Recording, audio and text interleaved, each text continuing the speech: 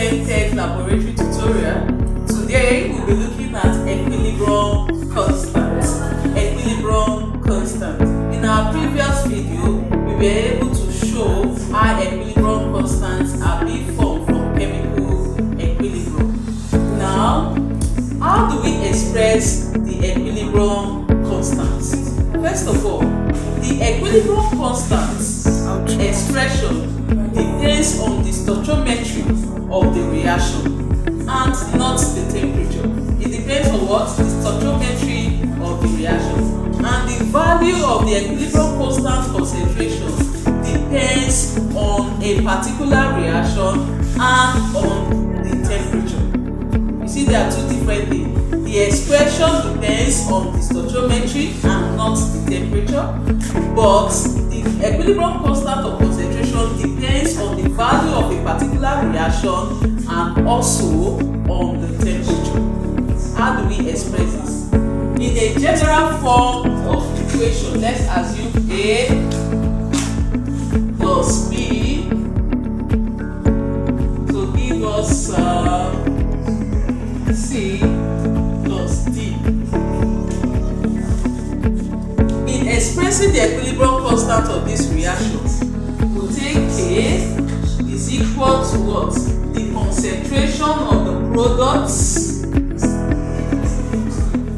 raised to power n all over the concentration of the reactants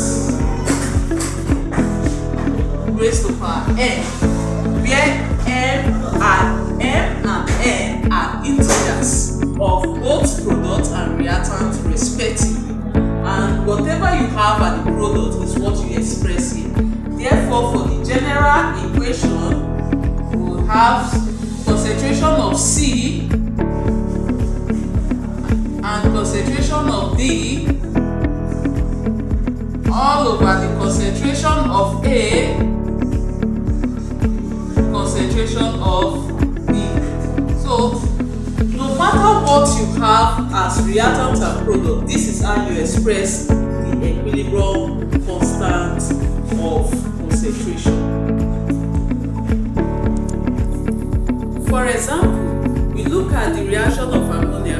We ask you, this woman love ammonia? Yes, because ammonia is more easier for the sake of the video. Ammonia, the product is ammonia, the reactant is nitrogen and hydrogen. So you can simply express it as product over reactant, and the product of the reactant has 2. So that means it's raised to power 2. Then the reactant, we have 2 reactants, nitrogen and hydrogen. Nitrogen has 1 coefficient, so we have n2 raised to power 1. 1, you can decide to write it there or not. Then the hydrogen is the second reactant, so we write it here, but it has 3 moles of it, so it's raised to power 3. So this is how to express equilibrium constant for concentration. Now, you know we have 2 types of reaction, 2 major types of reaction. We have the homogeneous reaction and the heterogeneous reaction. For the homogeneous reaction, the reactant and the product are in the same phase, meaning if you have the reactant to be gaseous, the product will also be gaseous, or if you have the reactant to be liquid, the product will also be liquid. For example, we have the reaction of ester, which is esterification. Formation of esterification is as a result of the reaction of alcohol and alkanoic acid. Let me give that reaction. For example, we have the esterification reaction, where we react an alkanol with an alkanoic acid to give an ester and water. And you look at the phase, this is liquid, liquid, liquid, and liquid. So it is called an homogeneous reaction. How do you express the equilibrium constant for the concentration of this reaction? Now, note that for every pure liquid and every pure solid, the concentration is always equal to 1. 1. For every pure liquid, for every pure solid, the concentration is always equal to 1. So if we are to express this equilibrium constant, it means the products all over the reactants. This is liquid, so this is a pure liquid. The alcohol is a pure liquid, so it's equals to 1. The alkaloic acid is a pure liquid, so it's equals to 1. Water is a pure liquid, so it's 1. And the ester is also a pure ester, pure liquid, which is also 1. Therefore, expression of the case equal to 1 over 1, which is equal to 1. Now, we go to the heterogeneous reaction.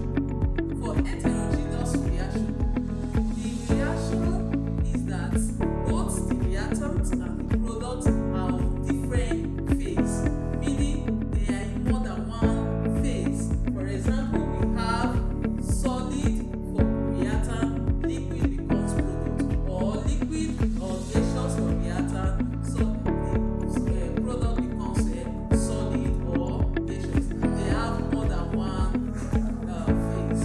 For example, we have the decomposition of calcium carbonate. Decomposition of calcium carbonate gives us calcium oxide and oxygen gas. You see that the phases are different. This is solid.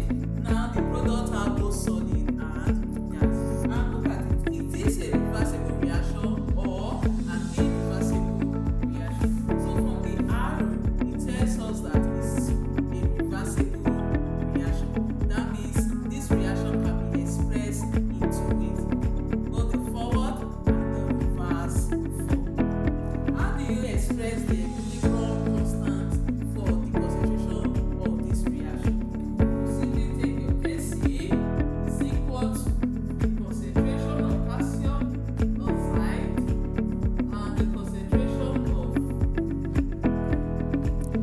oxygen gas all over the concentration of calcium carbonate, which is the product. And we said this is for the forward reaction, meaning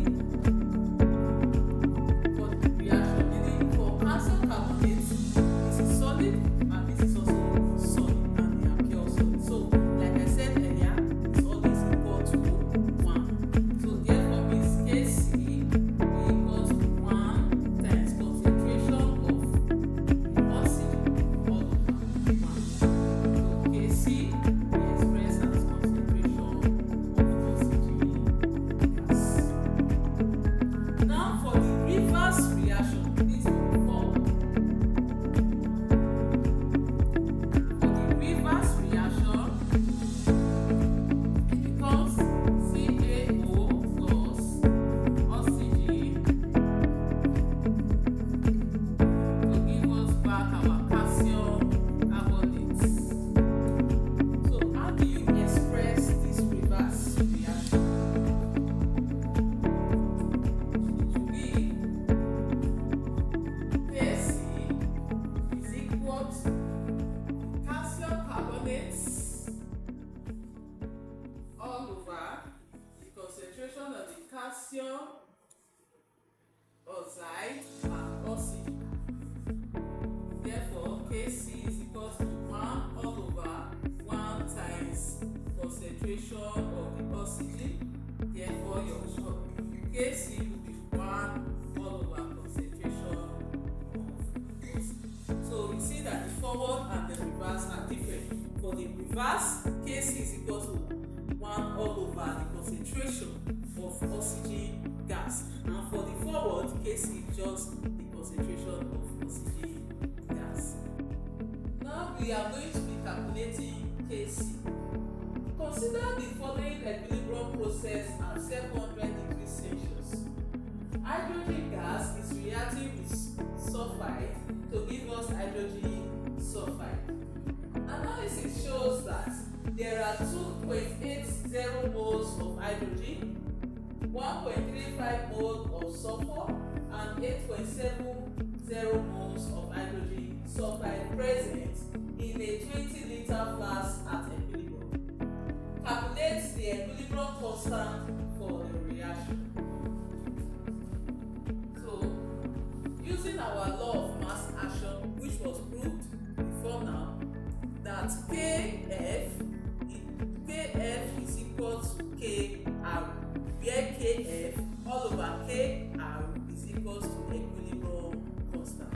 The same thing applies to this. It means Kc will be equal to the concentration of hydrogen sulfide raised to power its coefficient all over the concentration of hydrogen raised to power its coefficient and concentration of sulfur raised to power the coefficient. And they gave us the concentration of hydrogen sulfide to be 8.700. So as other atoms concentration we are giving, other molecular concentration we are giving to us. Now the point is this reaction reversible or irreversible?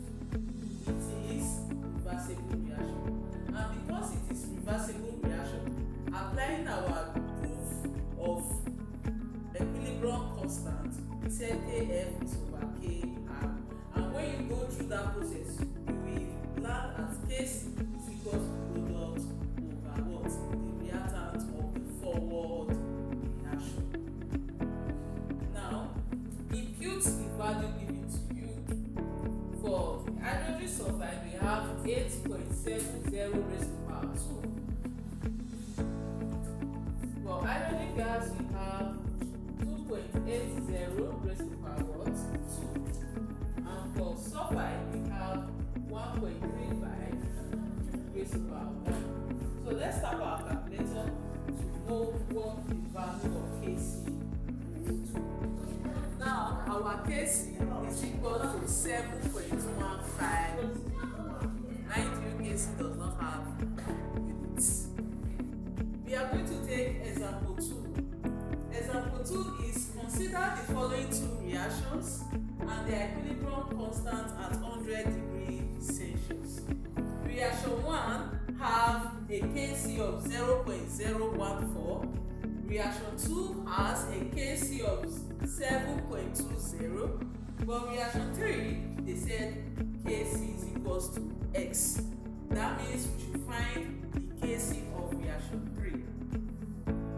Solution.